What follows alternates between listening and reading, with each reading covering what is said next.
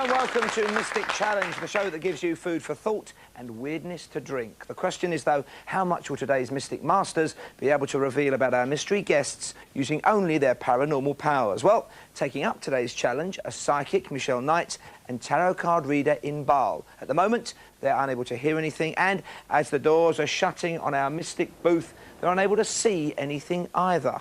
Here to ensure fair play and, of course, judge the accuracy of our Mystics' comments are our jury of 12, led by their foreman, broadcaster and columnist, the mighty Richard Arnold. Hello, Richard. Thank you very much. So you've been keeping an unbribable and an objective eye on proceedings, haven't you? Absolutely, mate. Not one check has come my way. I practically had to tunnel my way into the building.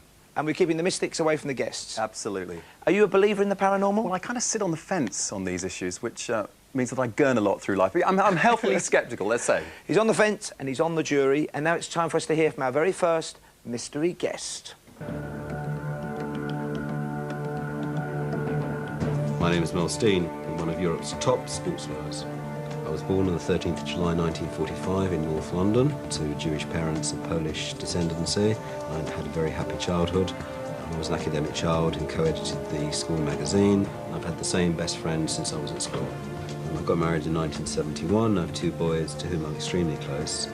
One of my sons has been extremely asthmatic and has been on life support at least 3 times. I'm constantly worried about his health. My father died from a heart attack in 1979, and that event affected me deeply. My mother died at the age of 85 in 1998. She used to spoil me rotten, and some people even say that she was psychic. I went to King's College London when I was 18 to study law. I qualified when I was 23 and began practicing as a commercial lawyer. I started my own practice in 1968, and in about 1980 I started acting for people like Chris Waddle and other sports people and became a sports lawyer. My life-changing event was to meet Paul Gascoigne in Gaza back in 1985.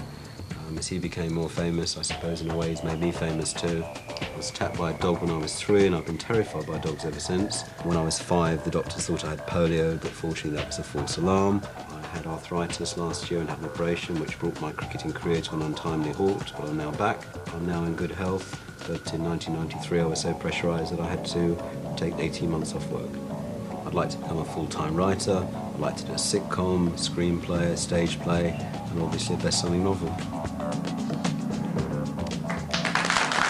And that fascinating mystery guest is safely tucked away behind our screen. So it's time now to put our Mystic Masters to the test. Remember, only our jury, and you at home, of course, know the identity of our first subject. And our first challenger today is psychic Michele Knight. The only information Michele has to work with is a 15-minute period spent with our guest, who is in heavy disguise, and she also knows their date, place and time of birth, but not a word has been spoken. Please welcome Michele Knight. Hello, Michele. Looking good there. Take a seat. Now we're going to give you 90 seconds to build up a profile of the mystery guest. What areas do you want to focus on? Childhood, relationships and career. Childhood, relationships and career. Good luck, Michele. Your 90 seconds starts now. OK, in his childhood he had a very strong mother who had trouble expressing her emotions, but his mother had a huge effect on him. His father was more distant. He had one brother who was very different to him. He was a very sensitive, dreamy child. There was a big change around 8 years old. There were signs of some trauma in his childhood which affected him. He's had one major stable relationship in his life, probably still married. He has 2 children, a boy and a girl. There was an issue when he was around 30, connected to a woman. He may have become a father at this time. There's been a past conflict with 2 women in his family which upset him deeply. There's been some emotional heartache in the last year. A loss of a woman that affected him greatly. When his mother died, it had a very traumatic effect. She went very suddenly. There's a heart problem around a woman in his life. He's very loyal in relationships. He's a man of his word. He's very committed. He's attracted to intellect rather than looks. He has a home in the country. He's very drawn to the country and possibly 2 homes. In career, he's an expert in his field. He's very hard-working, very studious. He's in a job where he communicates. He's very fair, and justice is important to him. But what he says could get him into trouble. He's interested in people's rights, politics, humanitarian issues. He appears conservative, but actually underneath that, he's quite broad-minded. People love listening to him speak. He's done some public speaking or has been on the radio. He's written books, but I think that's a recent thing. He likes the finer things in life, like not to do with money, but to do with things like antiques and nice glasses and things. Money isn't a problem for him. His career has been at a big crossroads, but that's changing now. There was a stagnant, difficult time about a year ago, but he's been asked to do something he really wants to do at the moment. So there's a big change coming up for him, which he'll be pleased about. And we'll have to leave it there, Michele, I'm afraid. Just over 90 seconds. Michele Knight, everyone. And her cosmic challenger today is tarot card reader Inbaal. Now, earlier today, Inbaal studied the cards chosen by our guest, who is in a heavy disguise. Again, not a word was spoken, so please welcome Inbaal. Hello, Inbaal. Hello, Take a seat. Thank you. Now, you're also going to have 90 seconds to build up a bit of a picture of our mystery guest. Right. What areas do you want to concentrate on? I'm going to talk about his health, career and relationship. Health, career and relationships. 90 seconds starts now. Good luck. Right. Between the ages of 35 and 45, he suffered from a health problem. It was something around the stomach area. He's been a smoker for many years. He still smokes now. And when he has to fly, he feels nauseated. In his career, he started being quite political around his student age, maybe even arrested during a demonstration. He's a politician or an ambassador or something like that, somebody that hits to meet people and has to be nice to them. For his job, he would wear something like a long dark coat, something with a collar up here. He was concerned about making money at one point, but not so much now. He was disappointed with it, and he's experienced a lot of ups and downs around his work. I see a house with a flag on top in a sandy country, somewhere in a foreign country. In his relationships, the religious direction is very important to him. He speaks proficiently at least 2 languages and has got a shallow knowledge of a few more. He's married with 2 children. His wife is a very down-to-earth person, very wise. If he could right now have more children, he probably would. He's traveled a lot with his partner. I see all these large sandy desert countries, and there's some sort of connection with Poland or Holland. And for his leisure time, he likes kites and the seaside when he can. A lot of air, sort of fast things. He likes kites, did you say? Yeah, I saw Anything kites. else you want to add? You've got about 5 seconds left. I kept seeing this strange jacket up to here, sort of very closed and very stiff. Well done, Inbaal. Your time is up. Give her a round of applause.